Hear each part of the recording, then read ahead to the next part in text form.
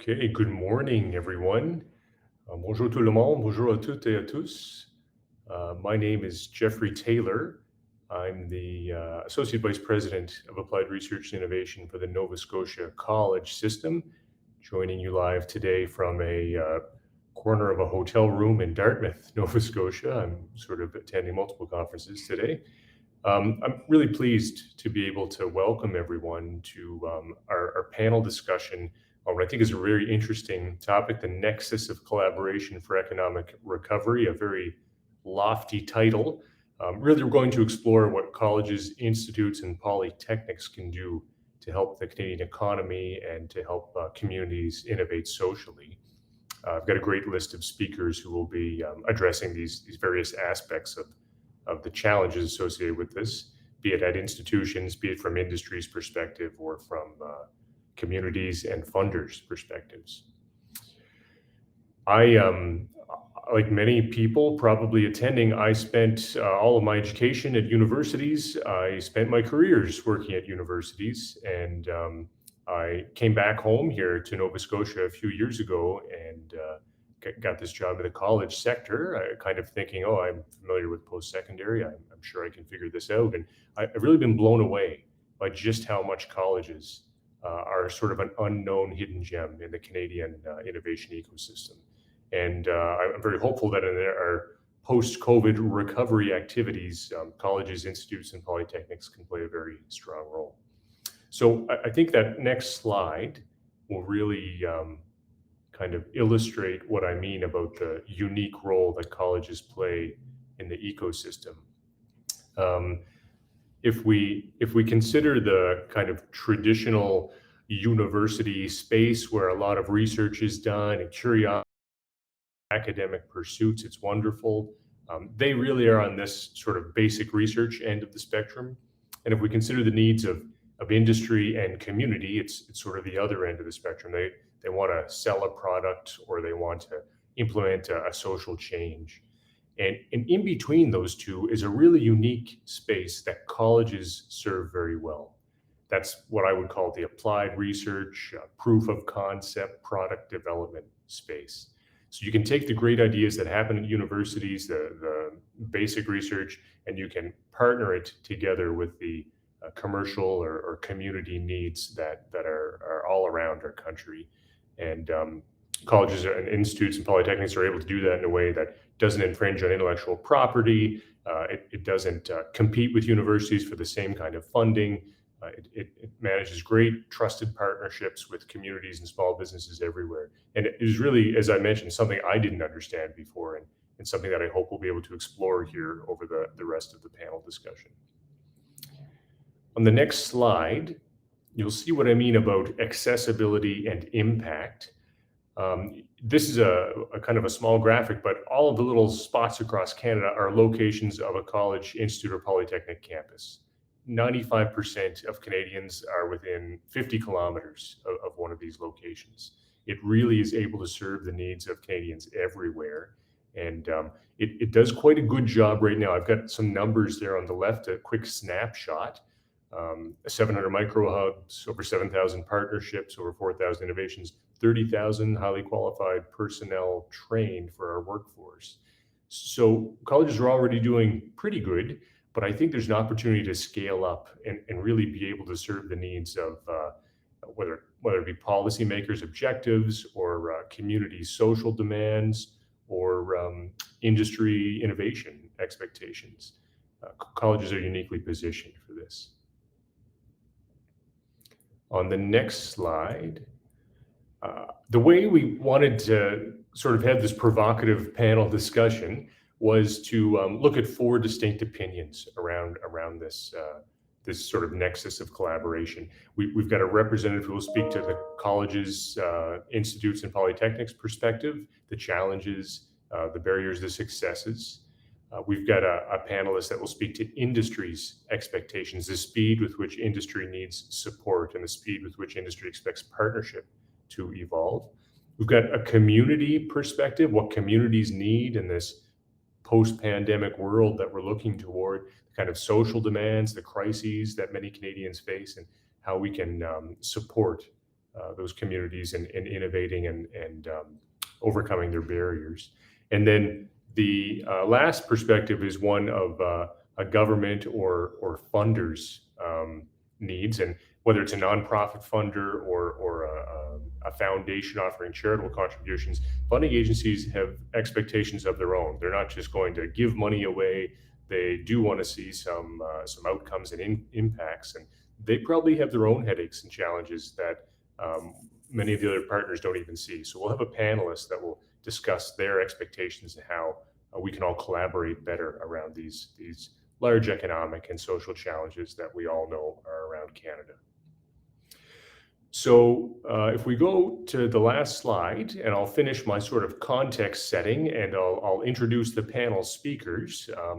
And we've asked each panelist, in reality, we all get along quite well. We all agree about many things, but we've asked each panelist to take a very strong kind of provocative decision around how they'll be representing each of these perspectives. So representing the college perspective, my friend and colleague, Dr. Susan Bloom, the Associate Vice President of Research and Innovation at Saskatchewan Polytechnic.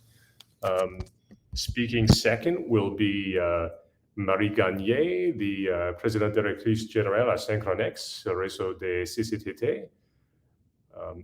Third will be Lauren Manikin-Bell, Department Head of Innovation and Entrepreneurship at Yukon University. I think it just turned 6 a.m. in the Yukon, Lauren, so thank you so much for having a coffee and joining us. And finally, there will be Dan Genier, Director of Business Development at MyTax and co-funded position with CICAN. So looking forward to all of our panelists having a lively debate. Before we get into a good discussion and Q&A, each of the panelists is going to provide sort of a quick slide, 5-slide or so overview of their various perspectives.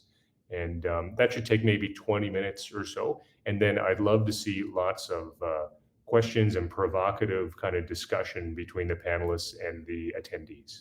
So maybe to get started, Susan, I think you're first on the list, so I'll turn it over to you.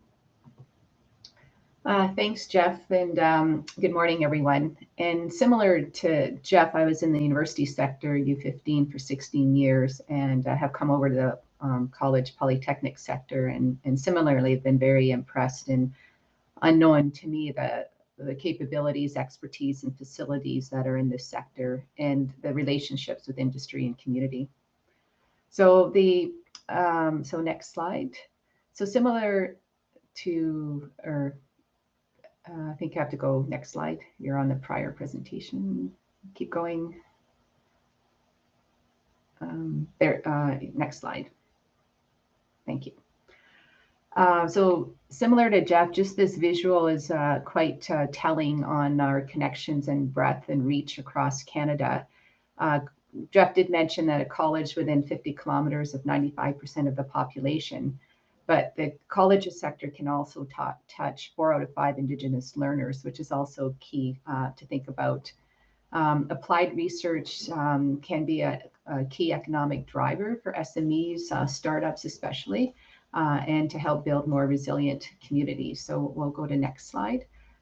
And applied research, just, defining that, Jeff talked about that a bit, but it's, taking the basic research findings to determine, if they can be used for new product technology or adapt existing technology to new uses. So we use what's out there and apply it to industry problem and try to solve that.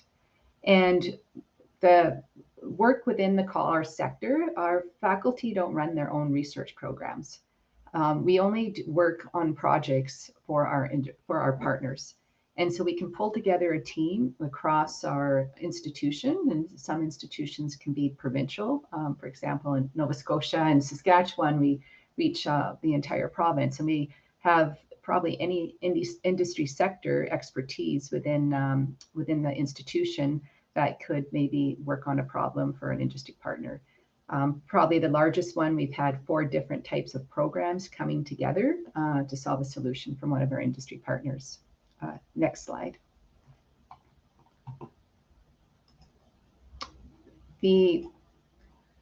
Benefits of applied research to industry is that, we increase and support innovation. As Jeff mentioned, all IP and most of the time all co-developed IP stays with our partner. So this helps accelerate adoption of new technologies within their institutions. It helps them increase their productivity and competitiveness. It can enhance efficiency depending on the project that we're working on. And also too, it helps companies test drive potential future employees. So most often we have students working on these projects with industry.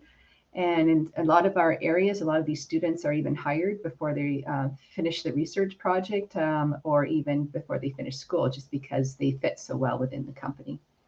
Next slide. The work that our sector does also benefits our economy. So we increase new technologies and processes for local industries and other organizations. And a lot of times the focus can be local and a lot of the work is done locally. But some of the colleges and polytechs across Canada have a national reach. For example, one of our centers, 20% from Saskatchewan, and 20% of our industry partners are actually from Ontario. So we can have a reach nationally and a focus regionally. The other benefits for the economy, it can increase efficiency, as I mentioned before, for the industry, but also for that sector. We can contribute to social and economic well-being of communities, and we support community economic development. So we work a lot too within our cities and also with our Indigenous populations, with some of their companies, and help move things forward. Next slide.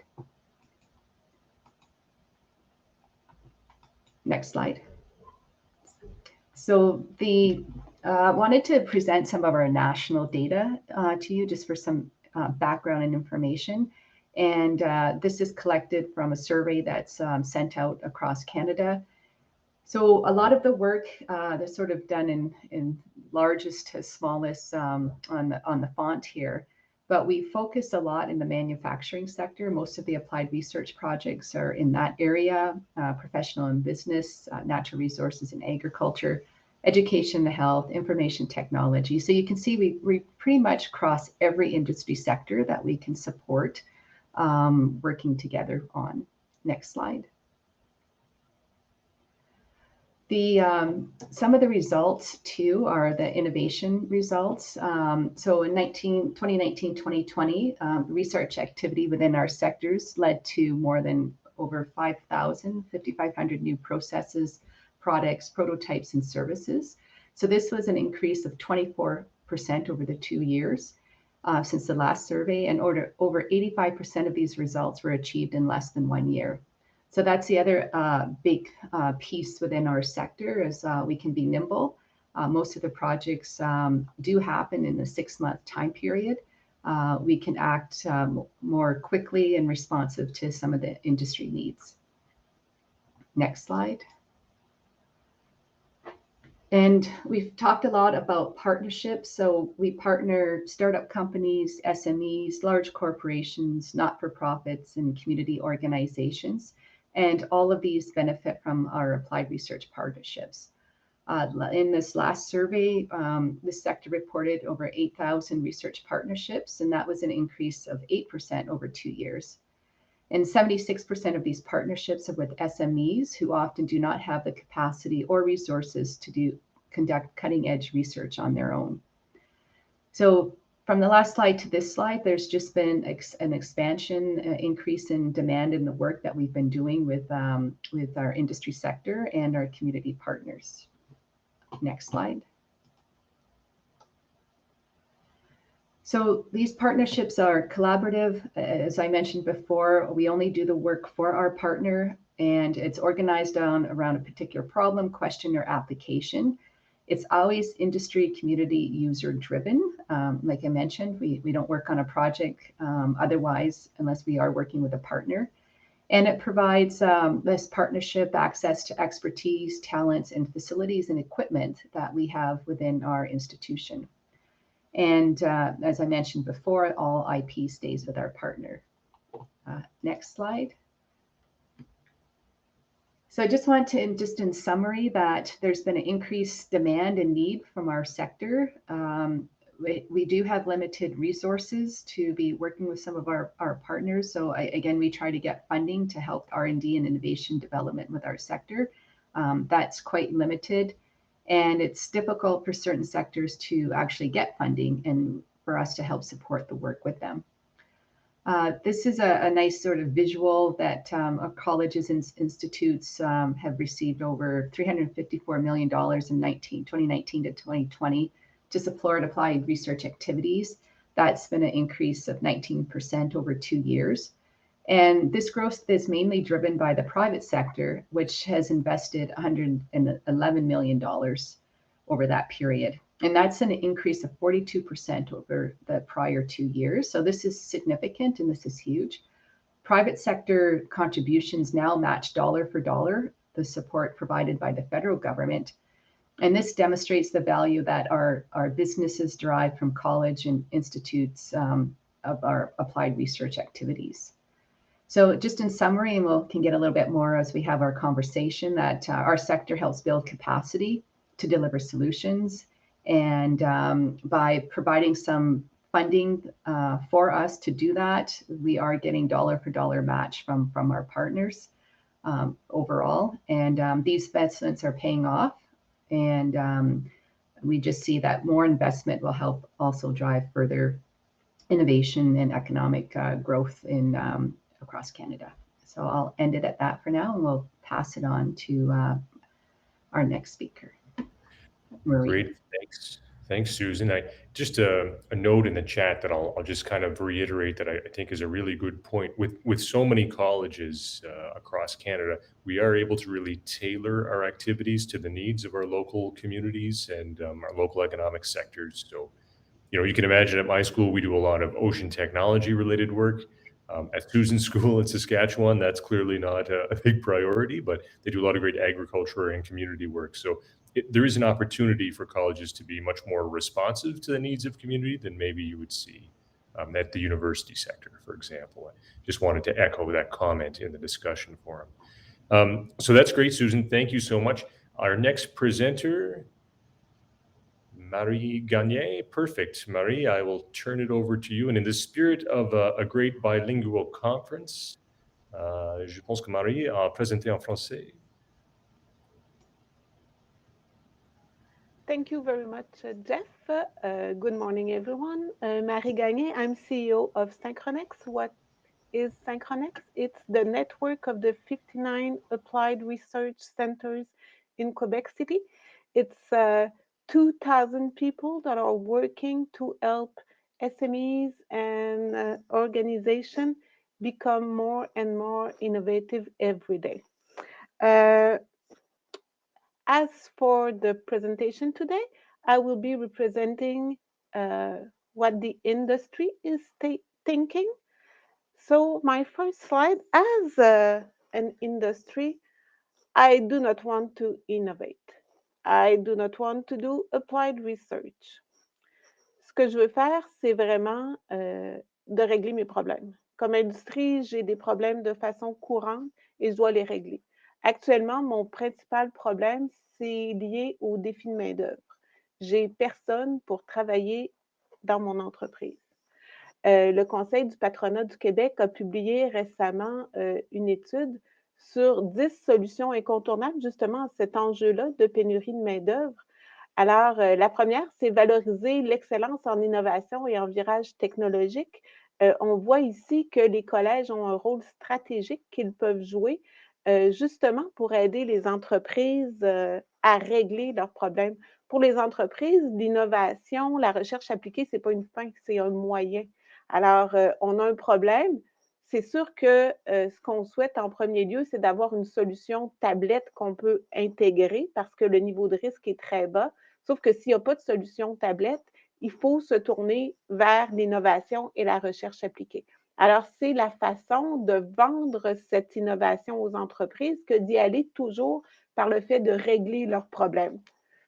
Alors, c'est sûr que dans les centres, partout à la grandeur du Canada, on intervient en innovation. On aide à régler des problèmes. Le virage technologique, c'est une façon d'augmenter la productivité. Alors, soit qu'on robotise, numérise des chaînes de production, ou soit qu'on aide plus dans tout ce qui est administration, à automatiser les tâches, à rendre les choses plus faciles pour avoir besoin d'un nombre moins élevé de travailleurs. Sauf que les travailleurs aussi qui sont disponibles, il y a un enjeu de littératie puis de numératie. Alors, on doit former adéquatement cette main-d'œuvre-là pour que justement, quand il y a des solutions technologiques innovantes qui sont implantées, que la main-d'œuvre soit capable de l'utiliser efficacement et de la faire évoluer aussi. Et pour ça, on arrive à l'ancrage qu'a la recherche appliquée dans les collèges pour justement former ces travailleurs-là qui sont bien numérisés, qui ont un bon niveau de littératie et qui sont aussi innovants, qui ont une capacité à intégrer des solutions, puis à faire évoluer les solutions, puis à voir les besoins justement d'innovation et de recherche appliquée. Une autre des solutions que le Conseil du patronat du Québec a identifiées, c'est miser sur la formation en entreprise. On n'a pas beaucoup de travailleurs, on ne veut surtout pas que nos travailleurs sortent de notre entreprise pour aller étudier à l'extérieur. Alors, ce qu'on veut, c'est les former en temps réel. Une bonne façon de faire ça via les collèges, c'est vraiment d'avoir des projets où on fait, oui, la recherche appliquée, mais aussi le transfert. Ce n'est pas pour rien qu'on s'appelle des centres collégiaux de transfert de technologie. On part du besoin du milieu, on fait la recherche pour l'entreprise, l'innovation, et on aide à l'intégrer. Ce qu'on veut vraiment et ce qu'on fait, c'est qu'on apprend à l'entreprise à pêcher. On veut qu'elle maîtrise très, très bien la solution développée pour être capable de la faire évoluer. C'est une façon de faire de la formation en entreprise. Attirer et retenir des travailleurs expérimentés, je dirais qu'au regard de cet enjeu-là, dans les collèges, notamment dans plusieurs collèges, il y a des gens qui travaillent sur des enjeux sociaux, dont les enjeux liés aux travailleurs expérimentés. Accélérer le virage vers la diversité, le point 6, il y a aussi un rôle stratégique des collèges partout au Canada. L'EDI, équité, diversité, inclusion, c'est une exigence des fonds subventionnaires, une exigence qui va devenir de plus en plus présente dans les prochaines années. Alors, c'est important d'y travailler et on est déjà là comme collège. Puis s'attaquer au défi de la reconnaissance des acquis et des compétences. Les collèges s'impliquent énormément dans la formation des étudiants collégiaux, mais des étudiants aussi universitaires. Alors, on est capable aussi d'aller jouer sur cet aspect-là. Je dirais qu'il y a, on peut aller à l'acétate suivante. Next slide, please.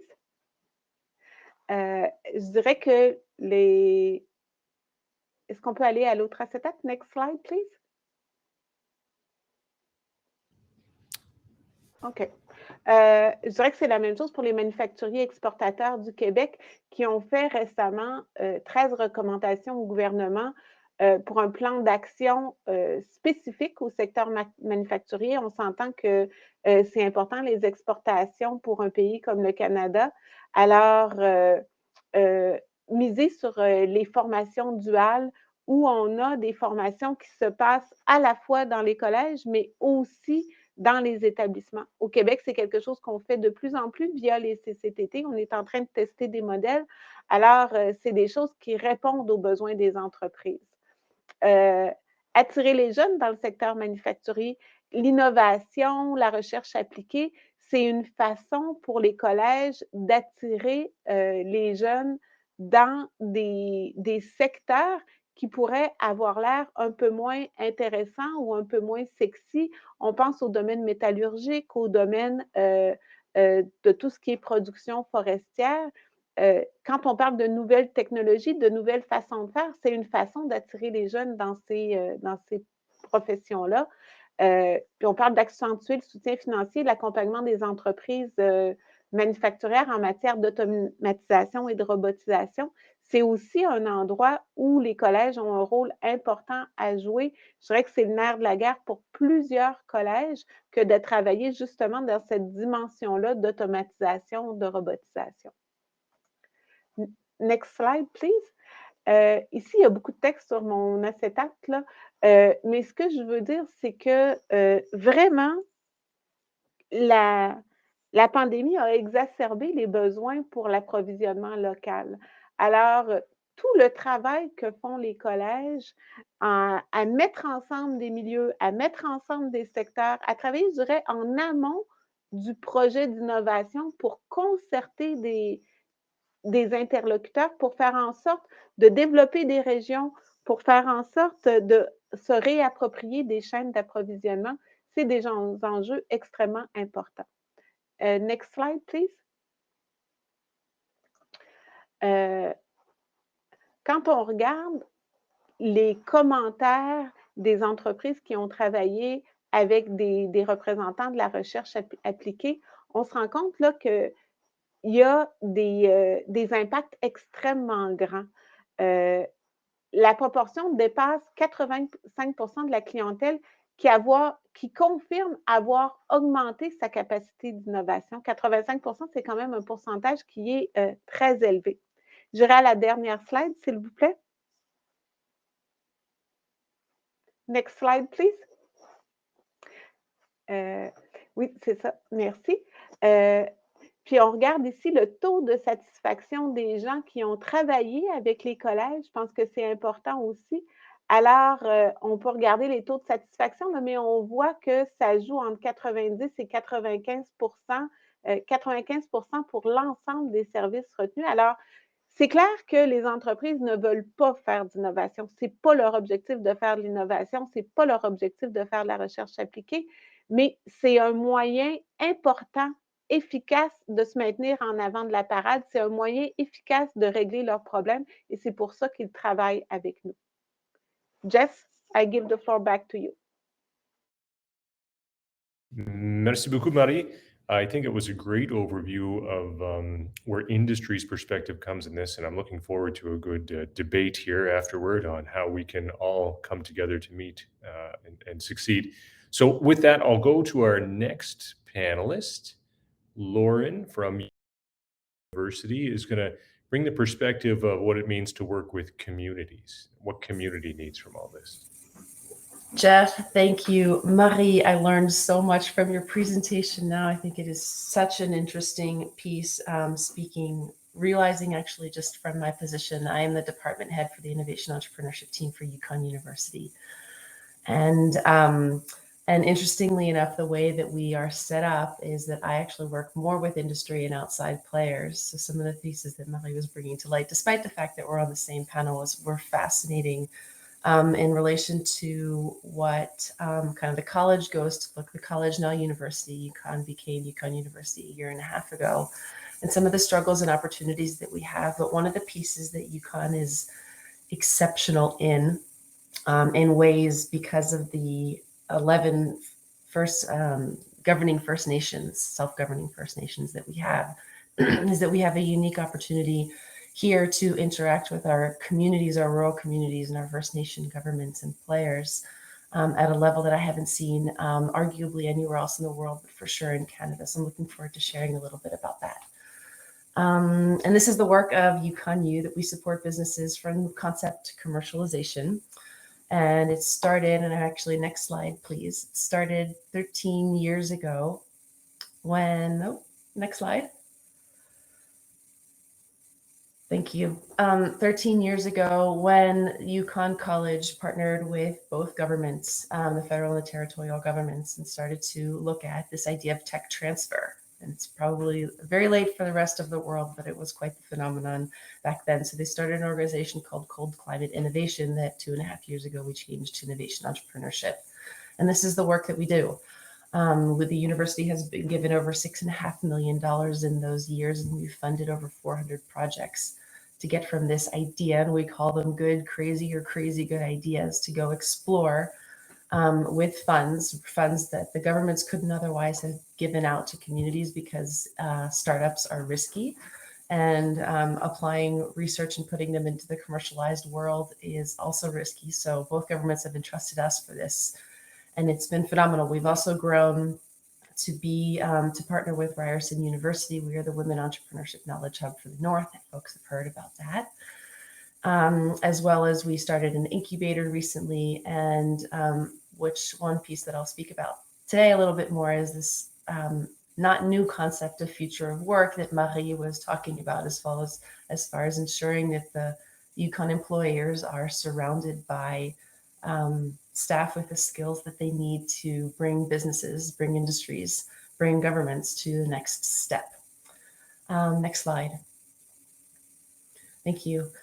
So again, as I was saying earlier, we are driven by what all of our communities need. There are 14 communities, including Whitehorse, outside across the territory. And we are seeking future or specific kind of findings and outcomes through this applied research and through these partnerships so that we can mold the university in relation to what outside players believe the future of work is.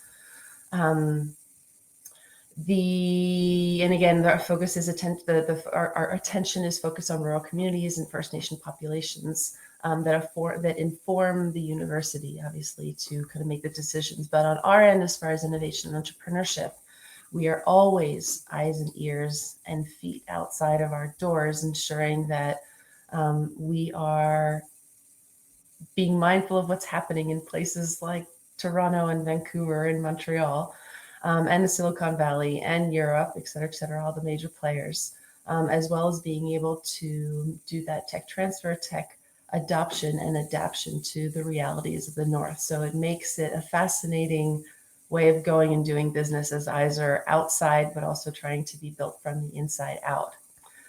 Could you actually skip 2 slides? I'll just jump to, thank you very much. So here are the biggest issues that we're dealing with in our communities. As a university as a whole, and just being north. One of these calls, I didn't even have the right internet connection or couldn't get the right internet connection to stay connected, which is a reality, but absolutely a reality outside of our communities, which everyone is familiar with, many people are familiar with. We focus a lot on, our governments focus a lot on this idea of tech innovation. And our work is in particular to be out in the communities and to be in touch with our people and our schools and then our university programs in relation to really understanding the impacts of social innovation. There are a few ideas that come up in the Yukon that aren't people-based, that aren't doing business for good-based. And when the rest of the world is really highly focused, we are more and more focused on kind of the powers of social innovation and people coming in from the woodworks. But technology and tech adoption is a really big deal, yet the people that we are serving are really passionate about businesses that are making the world a better place. So we are constantly juggling that in our communities and with our industrial partners. There's a gap in available programming, and we'll talk a little bit more about partnership. Equal access to education. We don't have science classes in our communities. So the argument is, how are we actually preparing our students? Or we have few science classes. How are we preparing our students really for the future of work? And how is the university helping the education system kind of step up and then give these hands-on opportunities, which is again where colleges, polytechnics, universities, and industry play well, because the opportunities are agile and easier to access than larger systems. And then knowledge holders in this last piece, this last bullet talks about the maturity of and the diversity of the people that we have in the Yukon. And it has a lot to do also with the Yukon is also growing exponentially. So we're seeing a lot of growth, but in a lot of areas, our expertise needs to come from down south. However, this pressure or this opportunity to ensure that we are doing it the Yukon way is becoming more and more relevant. One more slide, please. And here are essentially our strategies that many of my colleagues are going to speak about today, and that are not new in the world, but it is absolutely the only way that Yukon functions. And there are kind of 3-4 important points here, is that in addition to these slides, but maybe in more detail, we are focusing entirely on people. It is very easy to get distracted by other forms of motivation, but the focus on people, we've learned that sustainable ideas and sustainability comes from the community and not the idea. So we are focusing heavily on building humans and building their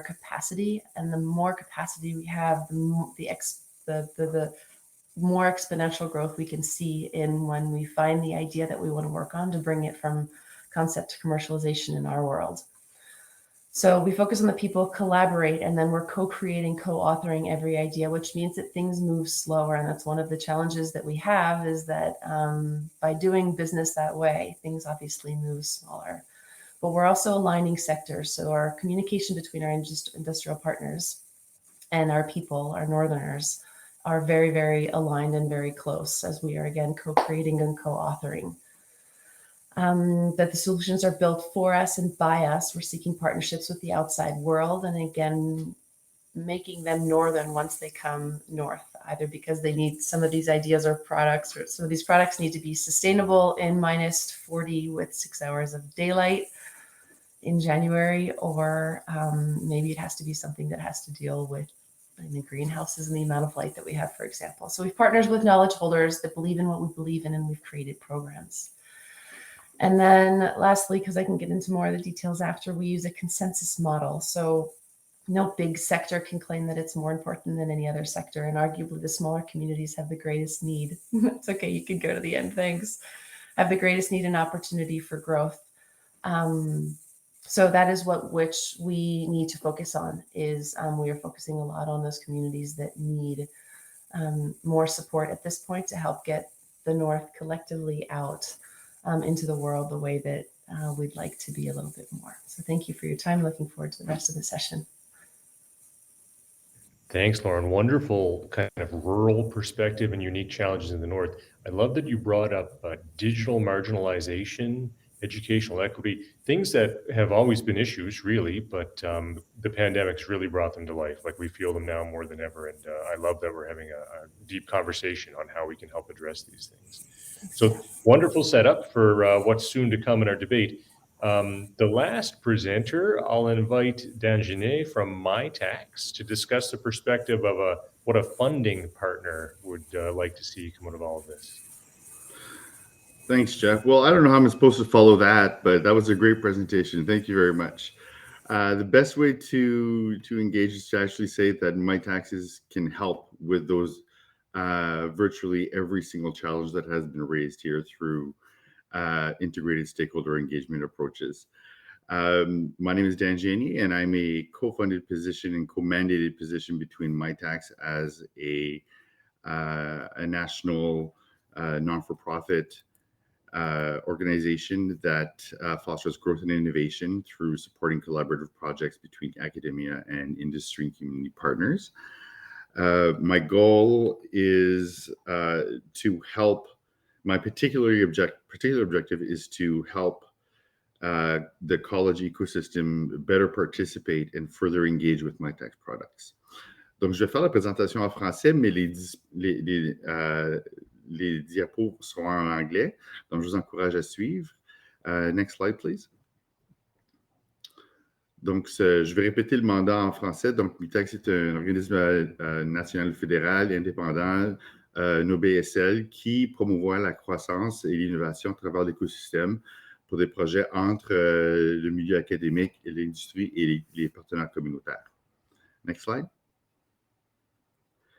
Donc, nous avons au-dessus de 20 000 stagiaires à travers le Canada depuis 2007. Nous étions un ancien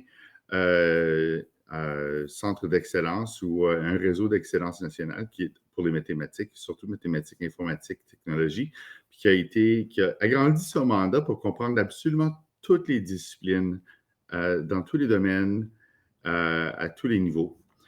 Et nous supportons des projets qui sont multidisciplinaires de toutes les grandeurs, autant les petits que les très gros projets qui valent plusieurs millions de dollars. Ce qui est différent, c'est notre taux de succès qui est au-delà de 95%. I will repeat this in English. Our success rate is over 95%.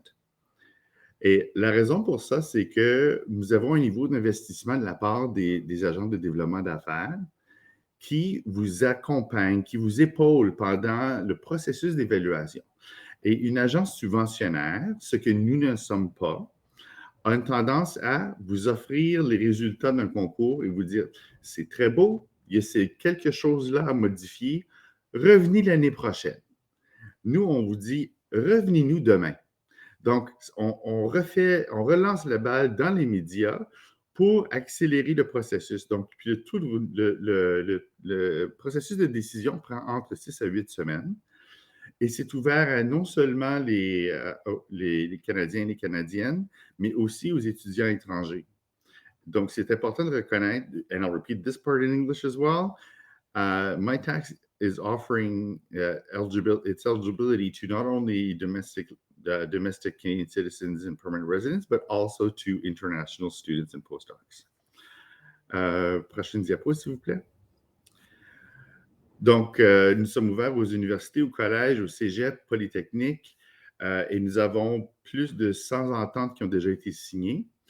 Et nous avons aussi ouvert l'admissibilité aux stagiaires à temps plein qui sont inscrits à temps plein au milieu collégial ou universitaire, mais aussi aux nouveaux diplômés, donc, et aux étudiants à temps partiel. Donc, on reconnaît une flexibilité dans le système qu'il y a peu d'organismes subventionnaires qui soient en mesure de reconnaître ou d'avoir cette flexibilité-là. Et les partenaires ont été, l'admissibilité des partenaires a été agrandie dans les derniers mois pour inclure les hôpitaux, les municipalités. Nous avons les entreprises, surtout des PME dans la mesure du possible, mais aussi les grandes entreprises, les OSBL, les hôpitaux de municipalité. Une flexibilité qui est assez particulière chez MITAX, c'est que le superviseur peut être un prof ou une professeure, mais aussi l'équivalent, donc quelqu'un qui touche la recherche, qui a les compétences nécessaires. Donc, ça fait partie de l'évaluation. On regarde qui est le superviseur et pourquoi cette personne a été sélectionnée. Et les projets sont surtout entre 4 et 6 mois, et un étudiant au collégial peut en faire jusqu'à 3 à titre d'étudiant, et aussi un autre 3 à titre de récent diplômé. Donc, l'idée, ce qu'on essaie de promouvoir, c'est de regrouper un stagiaire vers la fin la dernière année de sa période académique et ajouter une année de nouveau diplômé qui fait un bon encadrement avec un employeur potentiel, que ce soit peu importe du secteur. Next slide, please. Donc, qu'est-ce que ça apporte? Quelle est notre valeur ajoutée? Bien, ce qu'on donne, c'est la chance à l'étudiant de développer des nouvelles compétences pour accroître l'employabilité, encourager l'apprentissage intégré et ouvrir des portes dans un milieu et un contexte multidisciplinaire qui est non traditionnel. Parce que souvent, on ne pense pas, ah, ben, peut-être si je travaille avec cette personne-là ou cet organisme-là, ça me donnerait une compétence différente. Puis nous, on le permet de le faire. Puis aussi, c'est d'augmenter le réseau comme tel, autant du point de vue collégial que du point de vue étudiant ou stagiaire. Et aussi, en bout de ligne, c'est de renforcer la capacité de R&D pour le Canada en entier. Prochaine diapo, next slide, please. Donc, comment ça fonctionne? En gros, ce qu'on fait, MITAX, c'est un programme de jumelage. MyTax is a matching program. Donc, on part du superviseur avec le partenaire et MITAX. Et MITAX va jumeler le montant que le partenaire donne. Donc, comme vous pouvez voir à l'écran, je suis francophone, donc je parle avec mes mains. Donc, ce montant, c'est la façon la plus simple de le faire, de l'expliquer, c'est un programme de jumelage. Donc, collectivement, avec l'établissement postsecondaire, il y a un projet qui est développé. MITAX vient ajouter un montant. Le stagiaire ou la stagiaire reçoit un salaire direct de 10 000 $ par stage. Et il y a un supplément qui est ajouté de 5 000 $ pour le dégrèvement du salaire pour les profs, les frais de recherche, les projets de gestion pour les bureaux de recherche appliquée. Donc, il y a plein de flexibilités qui sont déjà en place, puis il y en a encore qui s'en viennent. Donc, ensemble, les fonds sont acheminés à l'établissement postsecondaire et de là, le stage se fait en partie chez l'entreprise, puis en partie chez l'établissement, dans l'établissement postsecondaire. Donc, ce qu'on essaie de faire, c'est de s'assurer que l'étudiant ou le stagiaire ait une vraie expérience dans le milieu du travail. Et c'est pour ça qu'en bout de ligne, ce qui est intéressant, c'est de pouvoir cumuler plusieurs stagiaires, plusieurs projets, penser dans le concept un programme avec des piliers, puis comment avoir un gros projet. On a des projets qui ont au-dessus de 200 différents stagiaires, et parce qu'il y a une planification à moyen, à long terme qui est présentée, et de là, on aide les entreprises et les établissements à former la prochaine génération de leaders. So I hope that was helpful, and I look forward to a very healthy discussion. Thanks, Dan, and thanks to all our panelists for sort of setting up some context. We're going to move into kind of Q&A discussion with attendees, and I'm looking forward to kind of getting at the heart of some of the issues maybe that we're all sort of struggling with. Maybe I'll ask everyone in the audience. We've been hovering around 25 attendees for the last sort of 30 minutes. If people wouldn't mind putting in either the Q&A or the discussion forum, either works. If you wouldn't mind identifying what sector you represent. Do you work with colleges? Are you a government policymaker? Do you do economic development? Are you an industry representative? I'd love to get a bit of a flavor of who we're talking to and what sort of debate we should have here. And while you're doing that, I'll just do a quick summary for people that may have joined us late. The 30-second summary is we have lots of community social challenges in Canada. We have lots of industry needs for solutions in Canada. We have this wonderful network of colleges, institutes, polytechnics that span 95% of Canadians' communities. They have great resources, infrastructure, specialized equipment, expertise. And we have a funding partner here in MyTax that funds 95% of every ask that ever comes across their desk in a nice streamlined process.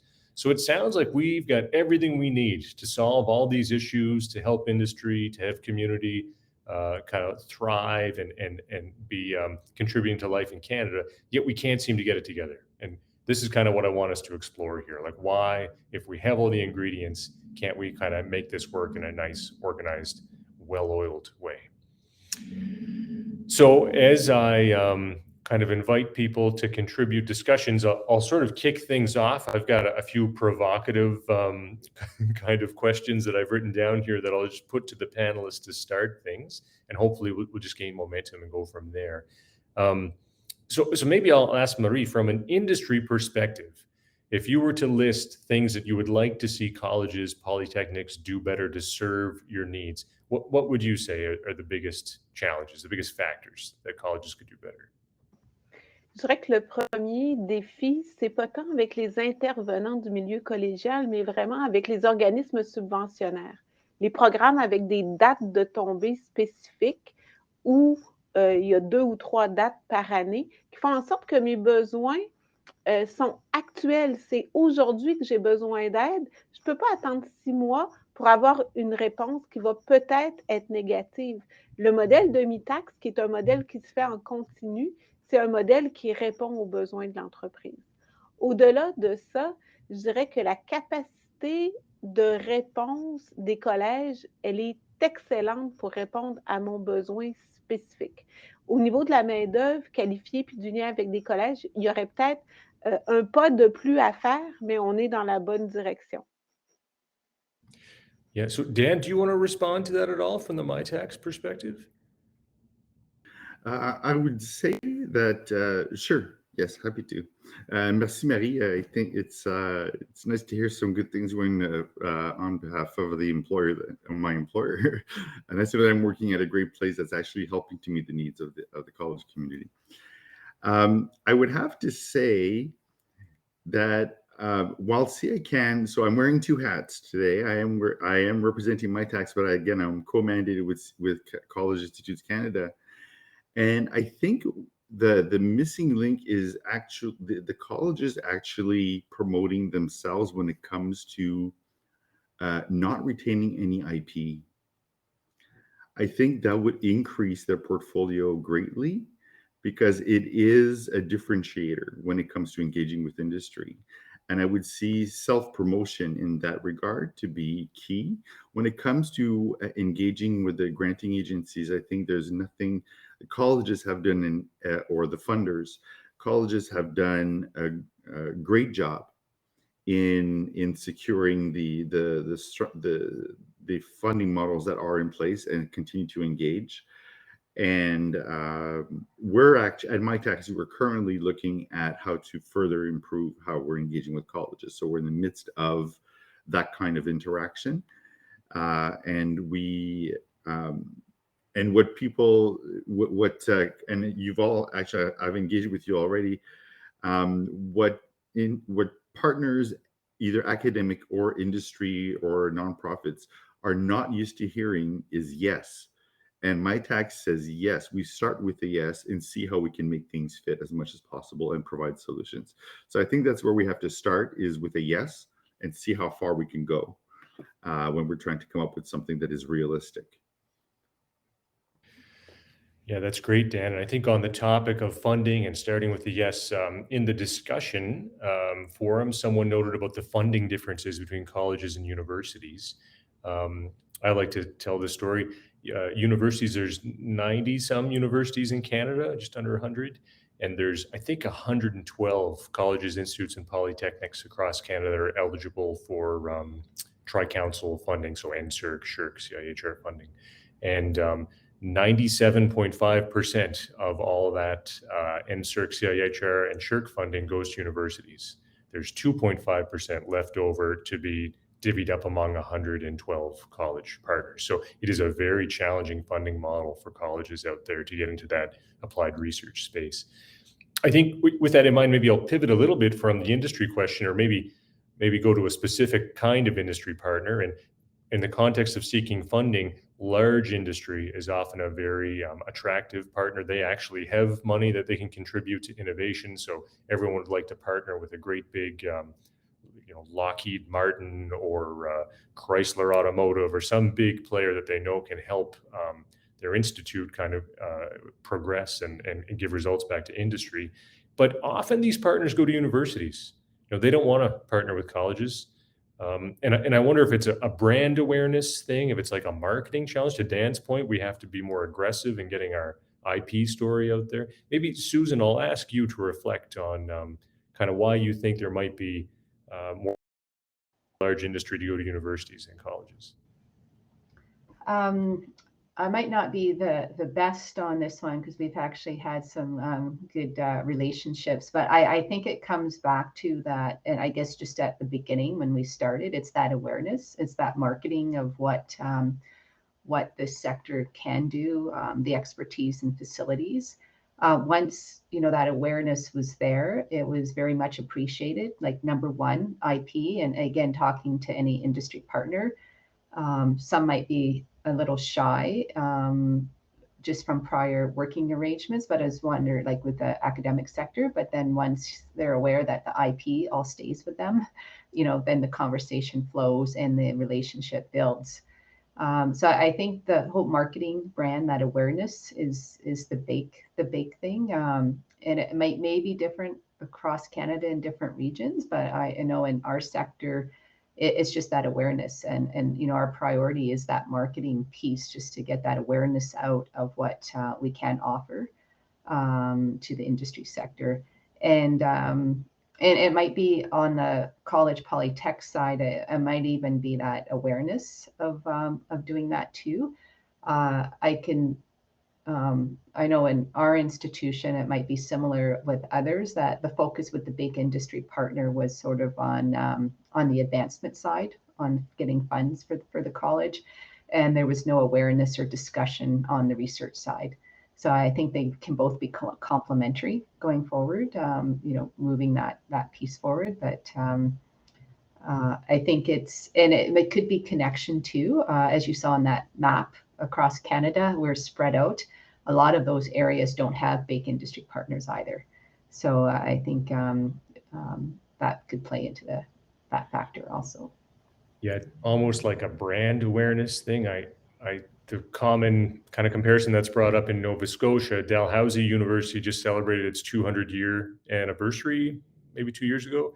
We're just about to celebrate our 25-year anniversary. So we're just a lot younger maybe in the ecosystem than our university partners, and it creates a bit of a brand awareness challenge for us.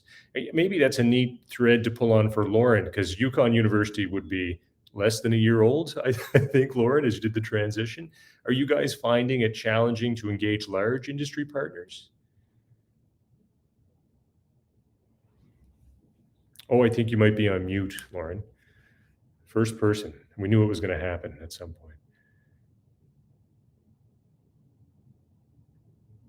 I didn't even realize I had that. I thought this stuff, the powers that be. Pardon me, everyone.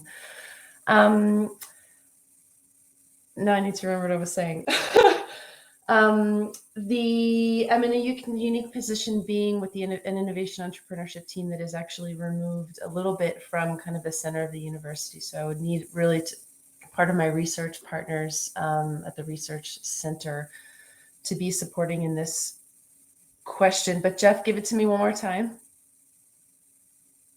About challenges with attracting large industry partnerships, and perhaps it's a brand awareness, or we're just not as well developed in the ecosystem to be known by these big, well-developed industry players.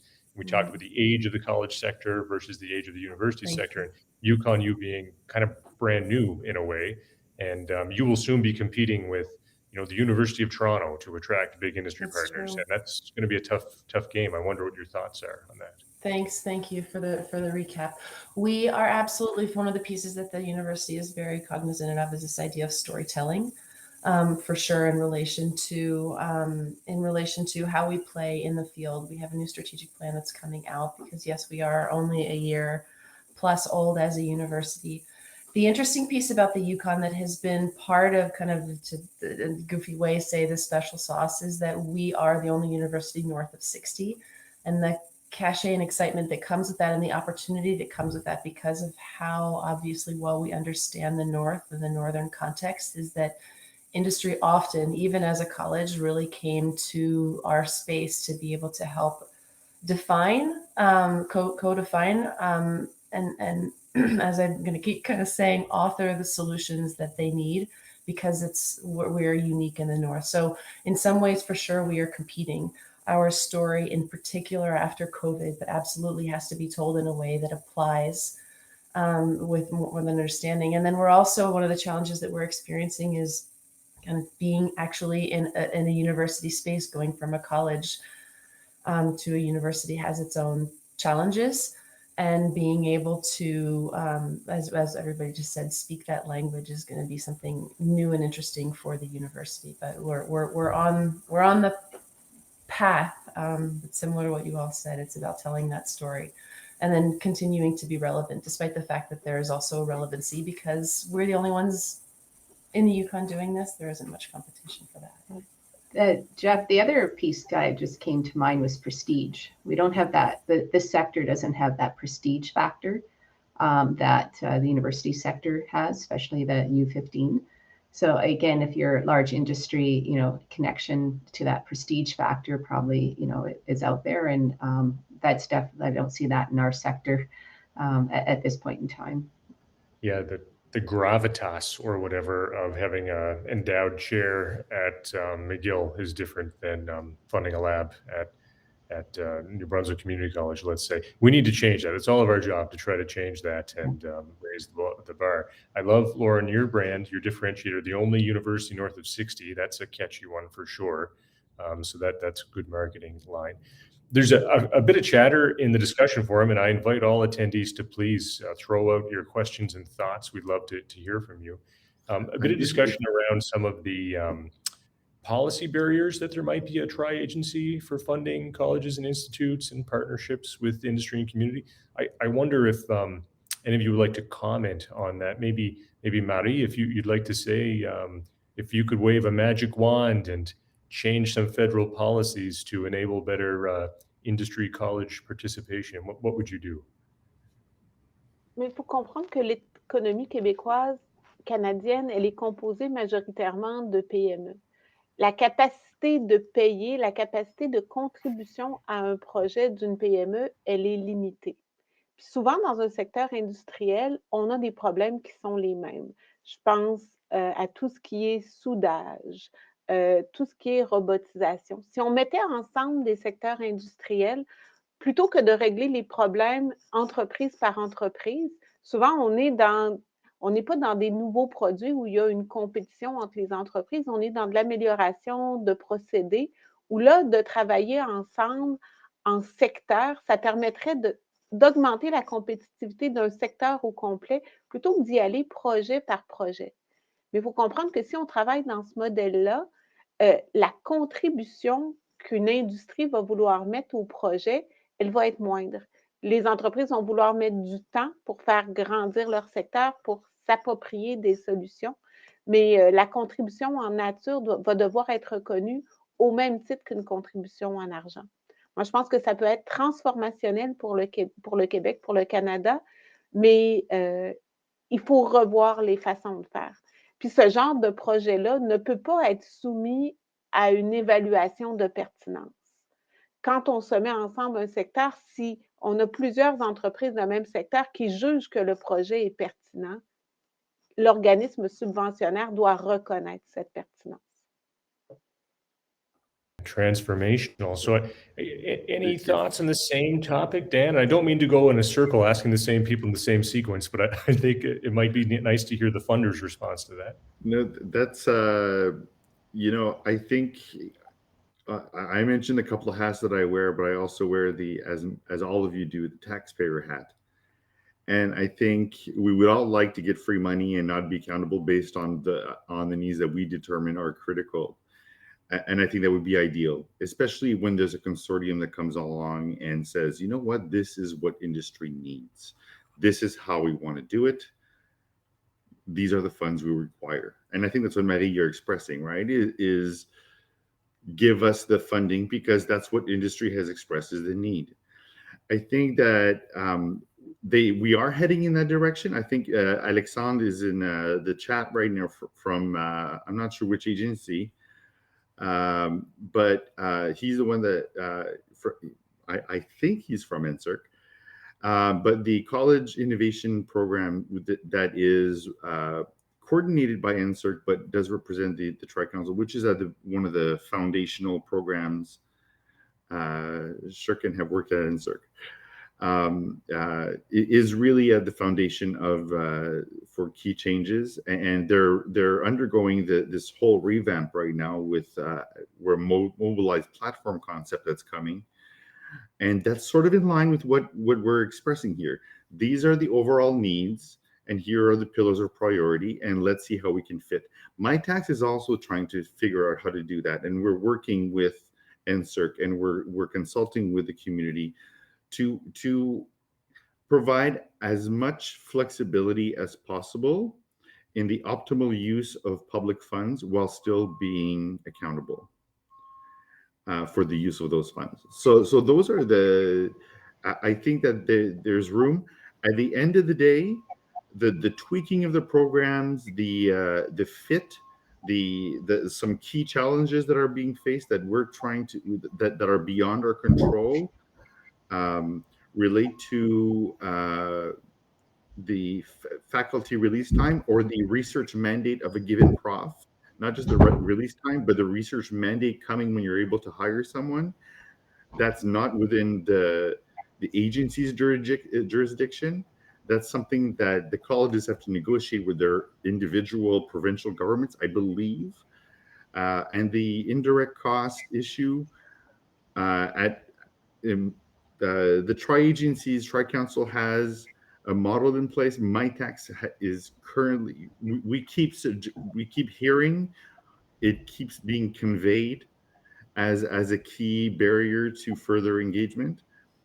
But we currently have a dotted line within all of our agreements that clearly state we can't do it. So if it's something that we're still bringing up, but it's going to take some time. So the agencies do, and the funders do have to react in some way, shape, or form to the realities, especially when it's industry driven. And we are actively working. Something's going to come up in the coming months for MyTax to facilitate those kinds of platforms. I'd like to. Oh, okay. This is great. We're all arguing. Okay. So Marie had her hand up first, and then I'll go to you, Susan. Okay. I would just like to add, c'est sûr que dans la proposition que je fais, il faut avoir une façon organisée, reconnue, comptable de tenir compte de la contribution en nature. On ne peut pas faire de simples calculs de dire, ben, cette personne-là était là 2 heures à 100 pièces de l'heure, ça fait 200 $. Là, ça ne fonctionne pas comme ça. Il faut qu'on ait des mécanismes de reddition de compte très formels qui tiennent compte de la contribution en nature. Le premier point. Puis le deuxième, quand je disais qu'on on ne doit pas évaluer la pertinence, je pense qu'il devrait y avoir des critères qui sont en amont. Si on atteint ce critère-là, on passe et on a accès au financement. C'est sûr qu'on ne peut pas distribuer l'argent à tout le monde n'importe comment, mais si les critères sont connus, on atteint le critère et on a l'argent. Comme ça permet de travailler avec le milieu, de voir très tôt, oui, il y a une possibilité ou non. Parce que plus que le projet est structurant, plus que le projet est mobilisateur, plus qu'on a besoin de temps en amont pour développer le projet. Et plus qu'on investit de temps, et quand le projet ne passe pas, on perd de la crédibilité avec le milieu industriel, le milieu avec lequel on a travaillé. Puis, dans cet ordre d'idée-là, j'ajouterais un autre point. Il faut reconnaître tout type de clients. Actuellement, on met beaucoup l'emphase sur les PME, sur les industries. Mais les clients, les ministères, les associations, les organismes, souvent, quand on les inclut dans le projet, ce sont des gens qui ont une capacité de faire percoler le projet très largement dans la société ou très largement dans le secteur industriel. Puis souvent, ils ne sont pas reconnus au même titre. Puis comme on cherche une contrepartie en argent, ben, ce n'est pas des gens qui ont des fonds pour investir dans ce genre de projet-là, mais c'est des gens qui ont une capacité de transfert, puis une capacité à ce que les solutions développées soient intégrées largement dans la société. Si je pouvais ajouter, if it's OK, c'est correct que je te réponde en anglais, Marie, ou tu veux que je le fasse en français? C'est comme tu veux. Yeah, either works. C'est parfait, il n'y a pas de problème. Faisons en anglais, les gens. Okay, so in relation to engaging the other public sectors, government departments and whatnot in proposals, I think it's a great idea, especially when you're dealing with municipalities, provincial governments, and crown corporations. The only issue, well, maybe not the only, but a key issue is stacking rules. So those organizations can be part of the proposal. I think it's important to include them. It's just they can't provide the matching, any kind of funding to the project that can be recognized as leverage or anything like that. So I think you are right. The trick is to include we do have at my tax we do, as I mentioned, hospitals, municipalities are eligible. And when I say municipalities, I don't necessarily mean the central office of the municipality. I mean everything that reports to all the organizations that report to the municipality. The libraries are eligible. So you have, and we have some crown corporations that are also eligible depending on the percentage of funding they receive. So while I had an exchange last night with someone who asked, is Transport Canada eligible for funding with my tax? The answer is no, Transport Canada is not, but Via Rail is. The Champlain and Jacques-Cartier Bridge Authority is. So it's to look at what kind of partner does can build the proposal, help strengthen the proposal rather, and also within those the subsidiaries of that partner may be eligible as partner as an actual cash contribution, like worthy of further support. So it is something critical that you're suggesting. The stacking rules, the criteria. Oh, so you go ahead, Susan.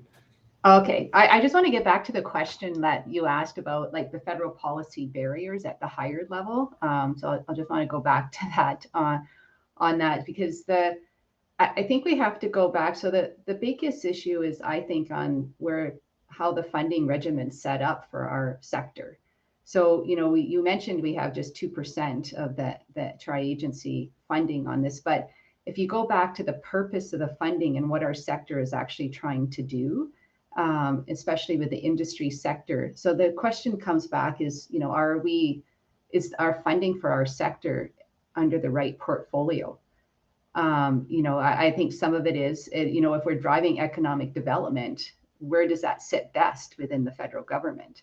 For example, we could throw ISAT out as a potential, NRC, IRAP, again, that we aligned more on what we're trying to do with our industry partners with those sectors. And they can't change programming necessarily because of agreements or within the legislation of what they're allowed to do. So I think it comes right back to then that driving what is the purpose of what our sector is delivering for our partners. Where does that align best and align funding accordingly so it actually works for us and we're not fighting over little dribbles of trying to do something. A good example for those joining the session that aren't aware, there was some ISAID funding that went to our sector, sort of time shot. And part of that funding was for collaborations within our sector to deliver work solution with the industry partner. It was overwhelmed with the submissions, only a few is going to get funded. But really, that's what we're trying to do in Canada to drive innovation. We need the partnership and collaborations to work that forward. So we need those funding. And a lot of us saw partnerships within universities within those applications, but that wasn't allowed. But partnerships, I think, is key with federal policy to drive the innovation and economic recovery and to put in those funding and enough funding, relevant funding, so that our sectors can actually work together to deliver on those solutions. So I think, it comes back to, that instead of, quivering over, like, just tweak this little program and that little program, I think there needs to be a broader conversation of where our sector actually fits and where those funding sources work best. Ooh, I love Susan, very provocative. We're going to create a whole new funding agency just for colleges. That's great. Go ahead. Well, maybe not a new funding agency, or maybe work with the current funding sources that are sort of trying to deliver the same things that we're trying to do. So, if I could just step in here, my tax is considered by many as the fifth federal agency, although we're not an agency. But after the Tri-Council and the Canada Foundation for Innovation, we sort of fall right after that, or depending on the nature of the funding, is we're on par with CFI on some stuff. What's important with my tax is we are actively engaging with all of them to streamline processes, to adapt our programs, and to promote flexibilities within their organizations as well, and to one of my go-to phrases is the optimal use of public funds, and we are actively engaging with them. And we're still, for instance, for the ARTP with NSERC, so for the partner organizations that are giving the money that you just explained from this year's budget that was just given for no cash contributions provided. We still require cash contribution. However, we'll be leveraging the review process from that program and inviting people to submit applications for those partners that are willing to put cash on the table. We'll be streamlining the process on the MyTax side, if they're allowed, if they can. We'll be doing something with the Mobilize platform, where we'll be trying to populate as many of the funding, streamline as many of the Accelerate models through that. Same thing with the CFI. We're exploring how to engage within the CFI funding structure, how to embed MyTax support there. So we are trying, as a non-agency, as a federal non-for-profit, to see where we can fit in within the established structures. I love this. We're seeing we're at this time coming out of the pandemic, or hopefully coming out of the pandemic, where people are open to change. Okay, we're going to restart everything. What do we need? MyTax is talking about finding new ways to partner, new programs. In the chats here, Alexandre from Shirk is talking about, I was going to take this feedback and kind of think about ways they can reduce administrative barriers.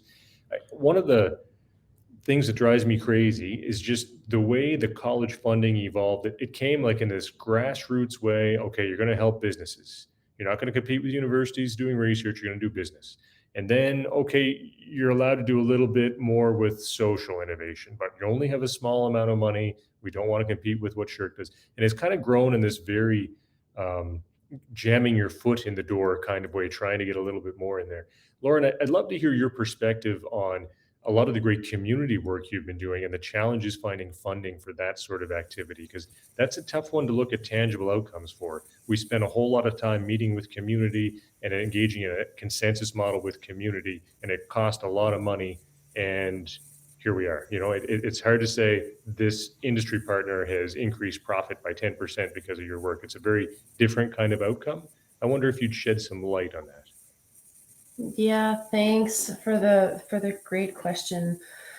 Again, coming from a small community perspective, and the fact that we are the university and we were the college, so similar to the way that my tax looks at things today, is that we were kind of that industry or the university, the academic partner in the past.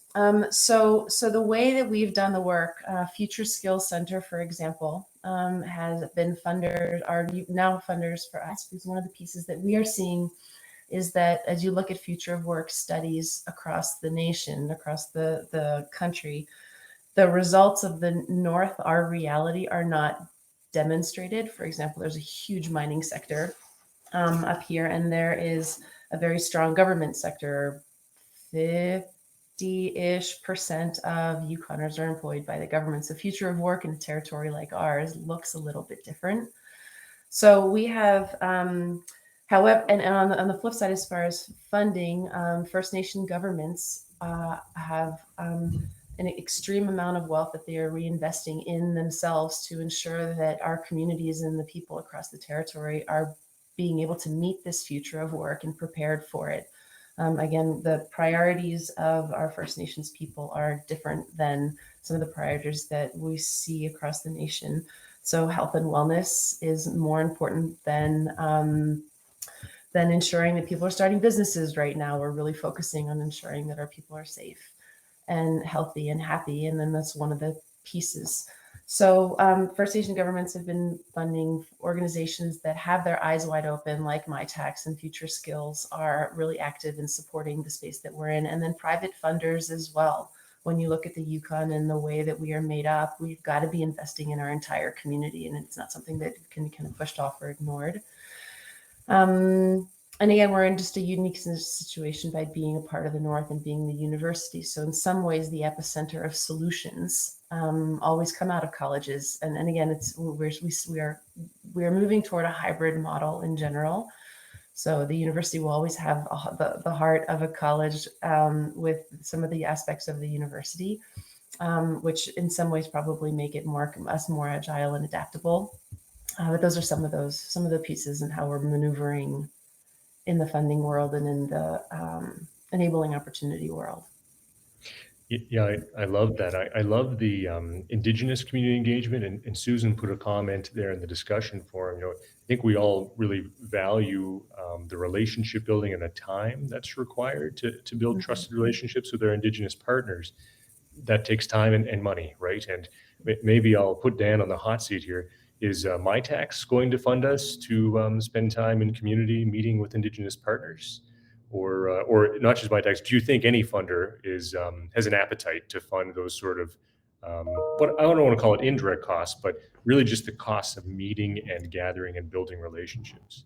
Yeah, I and just I'll add another question on for Dan in that too, Jeff, is that I know there was a special program where they didn't have as much of a match contribution, but even that was a little steep for some of our community partners. Is there any thought along with that maybe to expand or decrease that match a little bit more? So I just put yes and thank you. I'm happy to be here. I really am. No, I don't think the links actually work in the chat, so that's unfortunate. If you'd like to contact me afterwards, I can provide the actual links.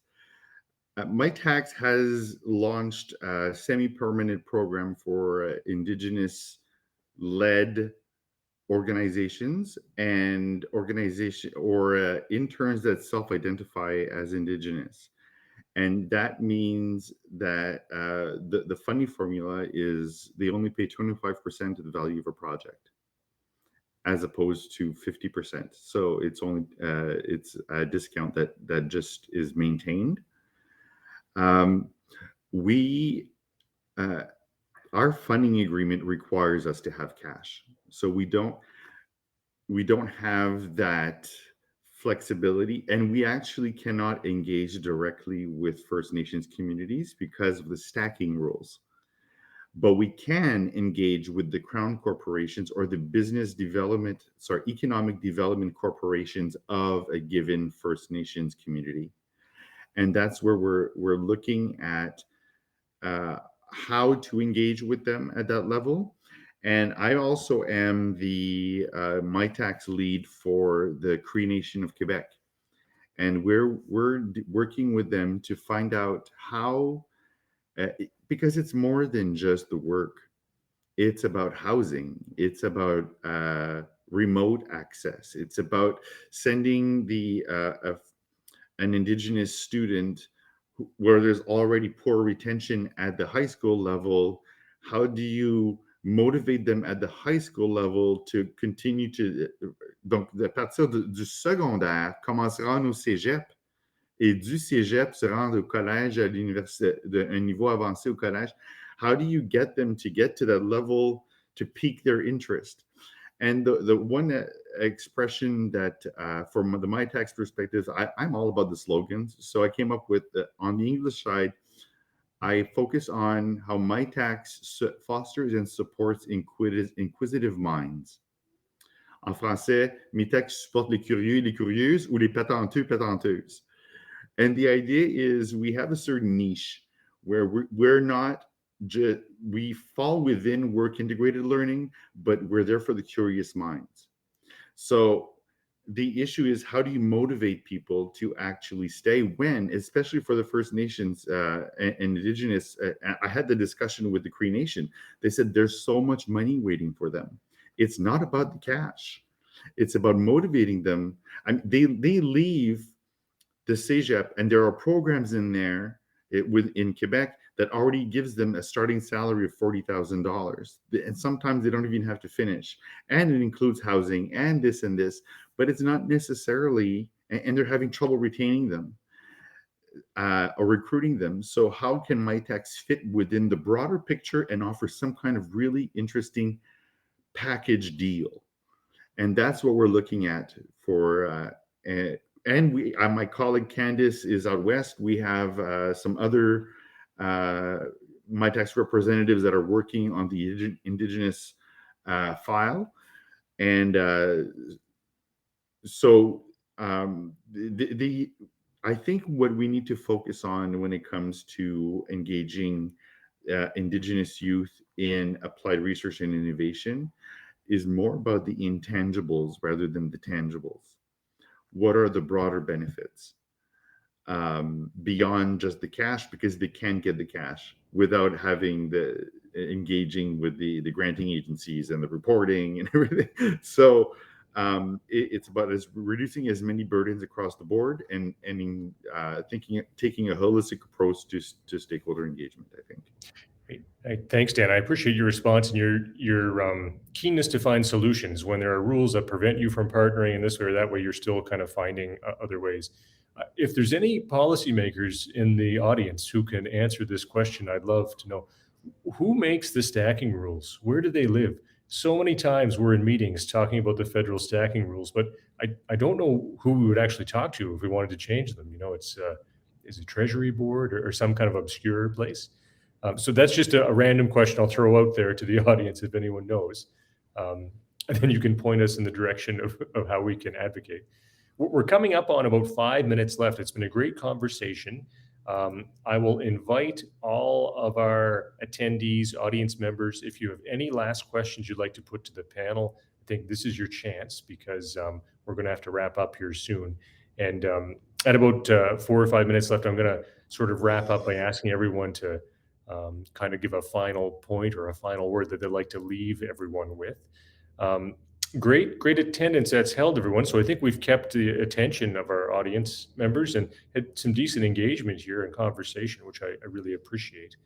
Maybe just in the final minutes here, I'll go around the table, and I don't see any last questions from the audience. So I'll go around the table and I'll ask everyone if there's one message, one point that they want to leave everyone with, impress on our listeners. What would you have to say? Your final word.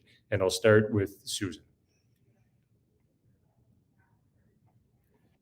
Final word, partnerships. Our sector has the ability to develop all the partnerships, work with the sector federally or collectively. It'd be good if there's funding programs or things in place that actually promote adequate funding that align. But we're all about partnerships. We're immersed with our community industry sectors regionally and nationally. And we're here to collaborate. And I think our sector needs to market itself better for awareness. So a couple points, sorry, I'll pass it on. Thanks, Susan. Marie, what would you like to leave everyone with? The expertise of the applied research in colleges is a secret too well kept. We have to use the industries to talk to their communities, to promote the message that we create impact. They need to work with us. I think we have to not be a secret anymore. We have to have a stronger voice out there. Okay, we need all 28 people in the audience to go out and advocate on our behalf, and we'll hire a PR firm to help us get in there. Lauren, what would you like to leave as a final message? Thanks, Jeff. Thanks, everyone. A month and a half ago or so, Matt Galloway on, this goes to Susan's point, Matt Galloway on CBC said that the COVID was an interruption of the collective experience. And this goes to Susan's idea of partnership. But I encourage folks to start really early in the process of exploring ideas and possibilities. This is a day and age where potentially the pieces that we have been brewing in our brains and in our hearts and in our systems have been bubbling up to a surface. And in some ways, nothing is impossible as far as what we could create or recreate. I think we have to pull apart old practices and build again. And I encourage folks to go to their students, go to their elders, go to their First Nation leaders, go to government policies and universities and try to redesign a new way of being in collaboration. There's so much that can happen today that and so many partners that are coming out of the woodwork to enable that possibility. And again, the agility and the nimbleness of your colleges and your polytechnics and your hybrid universities like UConn University makes for tremendous potential. So the collective whole is where I'm advocating for today. Oh, great message of hope, in this time of pandemic, and you're seeing such optimism and opportunity. I love that, Lauren. Thank you. Okay, Dan, that's another tough one to follow, but I'm going to ask you to say your final word. I'm never following her again in any presentation. It's too, no. Thank you for that, Lauren. I think you're very inspiring in how you speak. If I have to, one thing to say is if after this presentation, you are deciding whether or not to further engage with MyTax, and your decision is no, it's the wrong decision. It means I did not express myself clearly. Please contact me directly and we'll make it work. Thank you so much. MyTax is here to help. And as you're going through some tough times and financial constraints, you're not alone. Let us be there for you and with you. Oh, that's so great, Dan. Thank you. Again, hope, optimism, desire to collaborate. That was the whole point of this panel, was integrated collaboration that we all need to do kind of after we come out of COVID in the new world. And I want to thank all our panelists for speaking so passionately to all of these points and talking about some of the challenges and the issues that we face, but also what we can do and how we can hopefully help all of Canada as we recover. For all the policymakers and government folks listening, I hope you heard some of our concerns and our desire to help and what we think we could do. And hopefully you'll go back to your home jobs and think about some ways that you can implement change. I will leave it open in the last 30 seconds. If anyone wants to reach out to us as panelists, if anyone would like to continue the conversation, let's say in another forum, I think we're all happy to do so. And I'll just leave it there. Our bios are online. So thank you so much, everyone, from a kind of gray day in Dartmouth. I wish everyone the best, and I hope to chat with our panelists all again soon. And thank you, Jeff. Yeah, thank you.